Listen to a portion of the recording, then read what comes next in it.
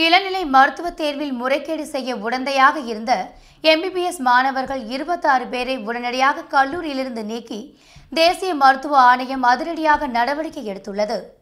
மேலும் 2024-25 கல்வியாண்டிற்கான நுழைவுத் தேர்வின் போது முறைகேடான வழிகளை பயன்படுத்தி வெற்றி பெற்று மருத்துவக் கல்லூரியில் சேர்ந்த 14 மாணவர்களின் சேர்க்கையை ரத்து செய்யுமாறு கல்லூரிகளுக்கு உத்தரவிட்டுள்ளது. மே 4ஆம் தேதி நீட் தேர்வு நடைபெறும் நிலையில் தேசிய மருத்துவ ஆணையம் இந்த உத்தரவுகளை பிறப்பித்திருக்கிறது. 2024ஆம் ஆண்டு நீட் தேர்வில் வினாத்தாள் கசிந்த வழக்கை பல்வேறு விசாரணை அமைப்புகள் விசாரித்து வரும் நிலையில் முறைகேடு செய்ததாக கண்டறியப்பட்ட 42 மாணவர்கள் அடுத்த 3 ஆண்டுகளுக்கு நீட் தேர்வு எழுதுவதிலிருந்து தடை விதிக்கப்பட்டுள்ளது. அது மட்டுமல்லாமல் நீட் தேர்வில் முறைகேடு செய்ததாக குற்றம் சாட்டப்பட்டுள்ள 215 மாணவர்கள் மீது தொடர்ந்து விசாரணை நிலுவையில் உள்ளது.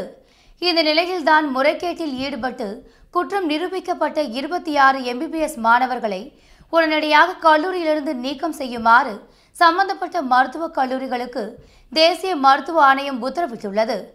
கல்வித்துறையில் முறைகேடு செய்வதை ஏற்றுக்கொள்ள முடியாது என்றும் வெளிப்படைத்தன்மையுடன் நேர்மையாக தேர்வு நடைபெறுவது உறுதி செய்யப்படும் என்றும் தேசிய மருத்துவ ஆணையம் தெரிவித்துள்ளது.